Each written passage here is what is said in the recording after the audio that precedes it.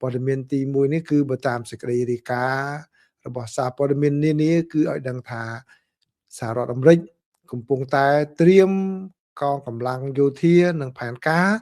ដើម្បីបើកការវាយប្រហារជាថ្មីទៅលើប្រទេសអ៊ីរ៉ង់ហើយបើទោះបីជាច្រកការទូតនៅតែកំពុងតែដំណើរការក៏ដោយព័ត៌មានទី1នេះគឺជាសេចក្តីរាយការណ៍របស់សារព័ត៌មានជាច្រើនក៏ប៉ុន្តែអ្វីដែលខ្ញុំយកមកជម្រាបជូន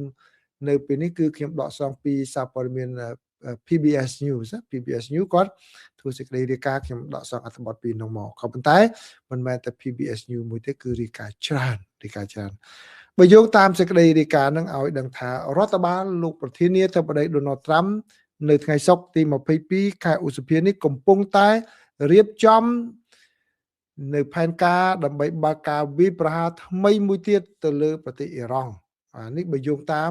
ប្រភពនានាដែលបានដឹងអំពីការរៀបចំផែនការនោះបាននិយាយប្រាប់អ្នកសារព័ត៌មានបើទោះបីជាការប្រើប្រាស់បណ្ដាញការទូតនៅតែបន្តក៏ដោយប៉ុន្តែមកដល់ត្រឹមល្ងាចថ្ងៃសុក្រនេះ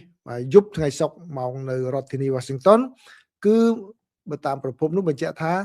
នៅមិនទាន់មានការសម្រេចដាច់ណាត់ថាបើកការវាយប្រហារនៅពេលណាឬក៏អីយ៉ាងណានៅឡើយទេគឺ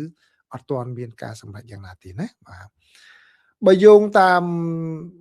សារមួយបានឲ្យដឹងថាដោយសារតែកាលៈទេសៈវាតម្រូវដែលត្រូវតែដោះស្រាយកិច្ចការរដ្ឋាភិបាលនោះគឺលោកប្រធានាធិបតី Donald Trump លោកត្រូវតែត្រឡប់មករដ្ឋធានី Washington វិញដោយបោះបង់ចោលមិនចូលរួមនៅក្នុងពិធីរៀបអាពាហ៍ពិពាហ៍របស់កូនប្រុសជាទីស្រឡាញ់របស់លោកគឺលោក Donald Trump Jr. បាទអ្នកណាដែលដាក់ឈ្មោះ Donald ដោយឪពុកអីចឹងបាទឬក៏ដោយឪពុកឯដាក់ Junior ហ្នឹងគឺបានន័យថាជាមនុស្សដែលឪពុកស្រឡាញ់ខ្លាំងជាងគេហើយបាទអញ្ចឹងគឺកូនប្រុសរបស់លោកប្រធានាធិបតីគឺលោក Donald Trump ដែរតែ Donald Trump Jr.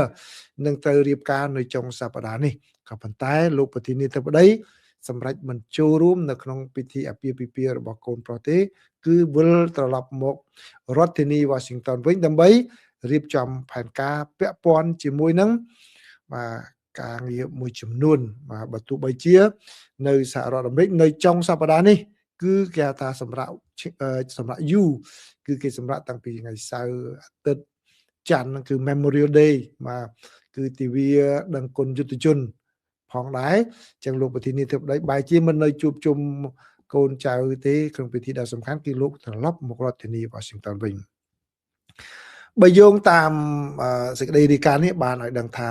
សមាជិកខ្លះនៃខាងយោធានិងសហគមន៍ស៊ើបការហ្នឹងគឺក៏គេបានលុបចោលនៅផែនការរបស់ពួកគេនៅក្នុងការសម្រាកនៅចុងសប្តាហ៍នេះដែរចឹងបានន័យថាមេទាហានក្រុមចារកម្មអីហ្នឹងឥឡូវនេះមិនសម្រាកនៅថ្ងៃមិនជប់សម្រាកនៅថ្ងៃបុណ្យបាទថ្លៃអំណរគុណយុទ្ធជននោះទេគឺគេត្រៀមក្នុងករណីដែលមានការវាយប្រហារកើតមានឡើងដែលត្រូវតែបញ្ជាកិច្ចការទាំងអស់នេះបើយោងតាមមន្ត្រីចារកម្មនិងក្រសួងការពារជាតិនឹងគឺគេឥឡូវនេះគឺចាប់ផ្ដើមធ្វើការដោយទទួលបច្ចុប្បន្នភាពជាប់ជាប្រចាំជាមួយនឹងគ្រប់ប៉ុស្តិ៍របស់គេឧទាហរណ៍ថាមេបញ្ជាការនៅខាងរដ្ឋធានី Washington នៅក្រសួងនោះគឺចាប់ផ្ដើមទេទៅមូលដ្ឋានណាជើងគោកមិនហើយត្រៀម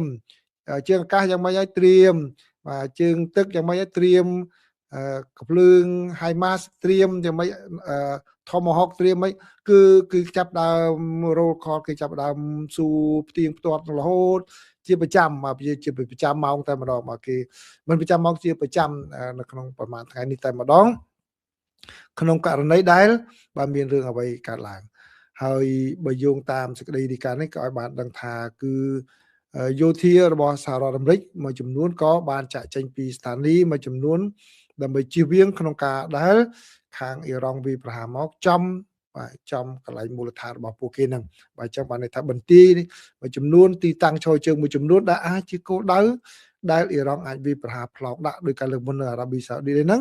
បាទលើទាហានគាត់ចល័តចេញពីកន្លែងហ្នឹងបាទក្នុងករណីដែលមានការសង្សឹកពីអ៊ីរ៉ង់មកបាទនេះគឺជាព័ត៌មានថ្មីដែលខ្ញុំចង់ក្រងជម្រាបជូនប្រិយមិត្តទាំងអស់គ្នាថ្មីស្រឡាងតែម្ដង